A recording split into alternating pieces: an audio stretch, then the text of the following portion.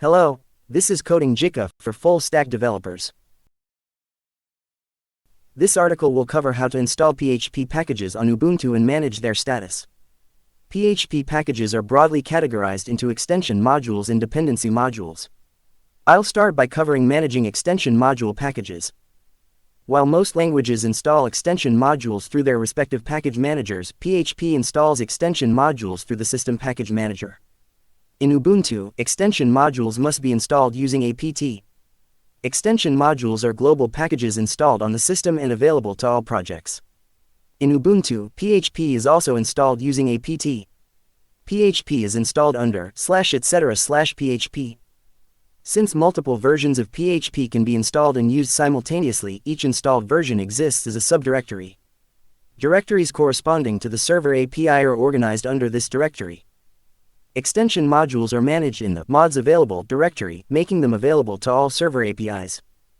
It can be a bit cumbersome to navigate to the corresponding directory and view the file listings to check PHP installation information. The activated extension module must be found in the corresponding server API directory. Debian-based Linux systems provide command line utilities for managing PHP extension modules. You can manage PHP extension modules using PHP query, php-mod, and php-dismod. The PHP query command accepts additional capitalized options which display a list.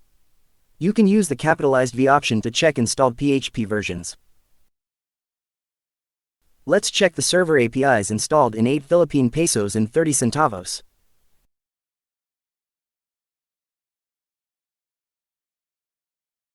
Let's check the extension modules installed in 8 Philippine pesos and 30 centavos FPM.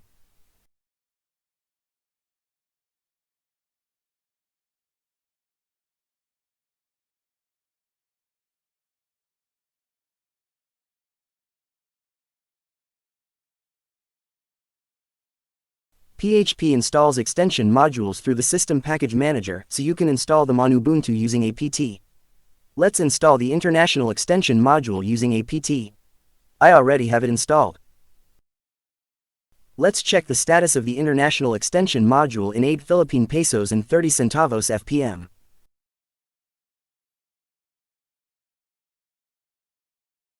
It is enabled.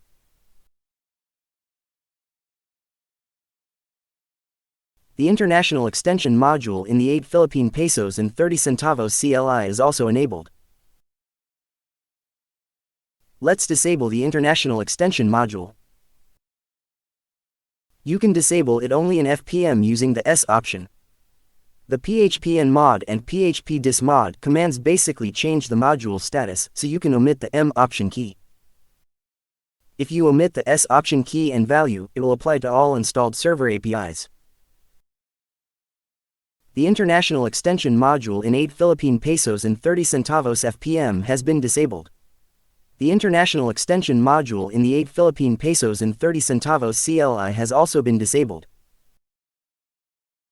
Let's re-enable the International Extension module. This time, I'll enable the International Extension module only for 8 Philippine pesos and 30 centavos FPM. The International Extension module in 8 Philippine pesos and 30 centavos FPM has been re-enabled.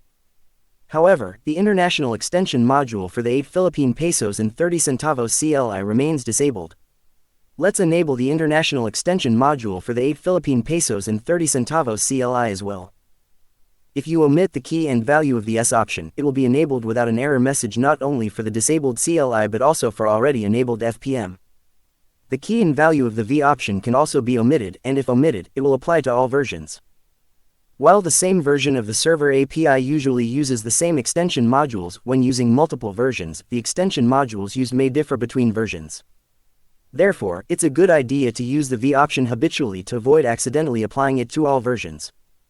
The International Extension module for the 8 Philippine pesos and 30 centavos CLI has now been re-enabled. Disabling unused PHP extension modules can further optimize performance, memory usage, security, and system stability.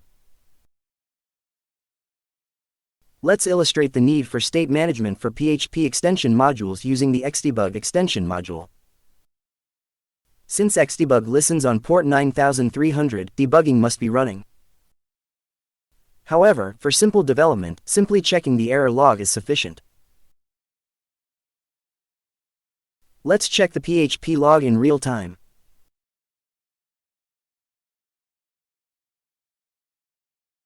Let's open a PHP page in a web browser. Even if no errors occur, errors are recorded in the error log. An error occurs stating that the debugging client on port 9300 cannot be connected. You can ignore this error and continue developing, but it's still a concern. If you're developing lightly with PHP and only use Xdebug for detailed debugging, disabling Xdebug can be useful. Let's disable the Xdebug extension module with the php dismod command.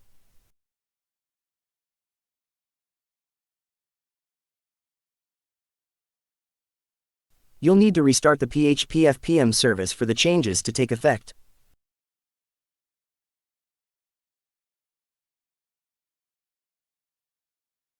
Let's check the error log again.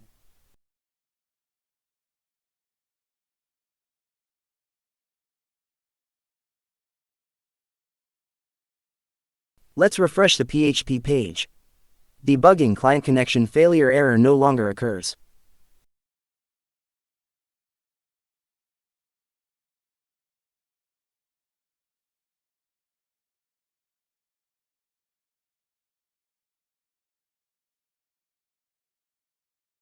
This time I'll explain how to install and manage local PHP packages for each project. Composer is a dependency manager. Click the download button.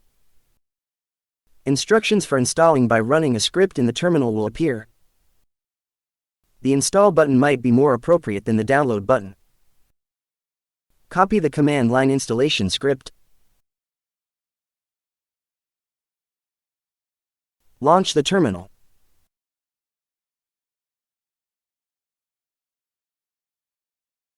The curl extension module is required.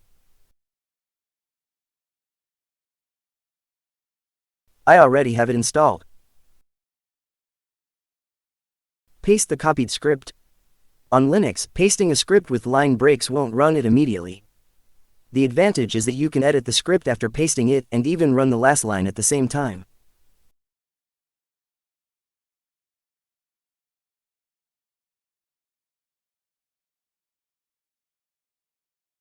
Move the composer.far file to the specified path, removing the extension.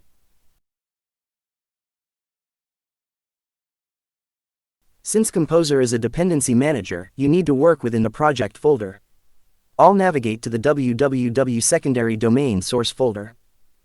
You can create a package in this location, but since external users can directly access and open package-related files, I'll create a dependencies directory and work within it to deny access.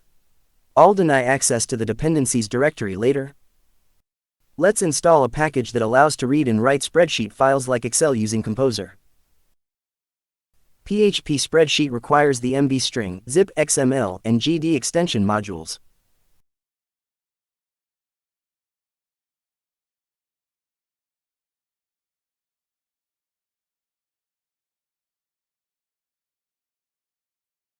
These extension modules are already installed. I'll install PHP spreadsheet using the Composer require command. The installation is done using the Composer install command, but since the composer.json file must already exist, I'll install it using the Composer require command. The Composer require command creates the composer.json file if it doesn't already exist and installs it.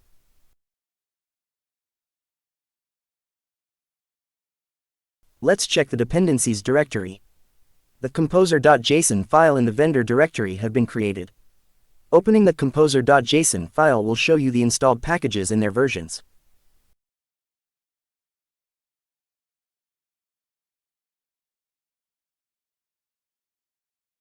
Directories related to Composer and PHP spreadsheet have been created in the vendor directory. You can load and work with dependency packages by requiring the autoload.php file from PHP source code. I'll deny access to files in the dependencies directory.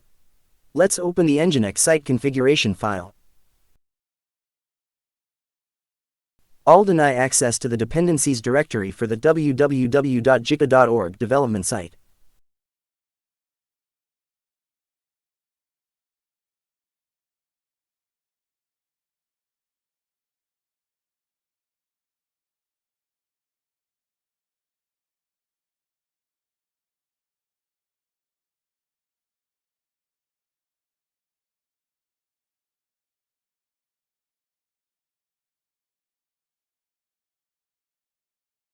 Let's reload Nginx to apply the settings.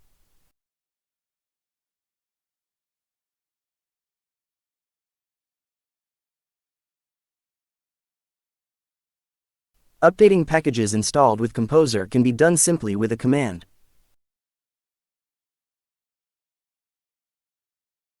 Removing unused packages can also be done simply with a command.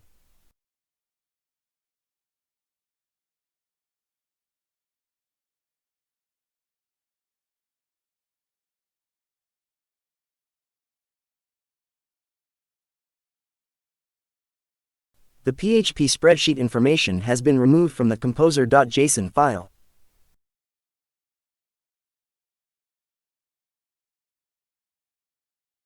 The PHP spreadsheet related directories have also been removed from the vendor directory. Thank you for watching.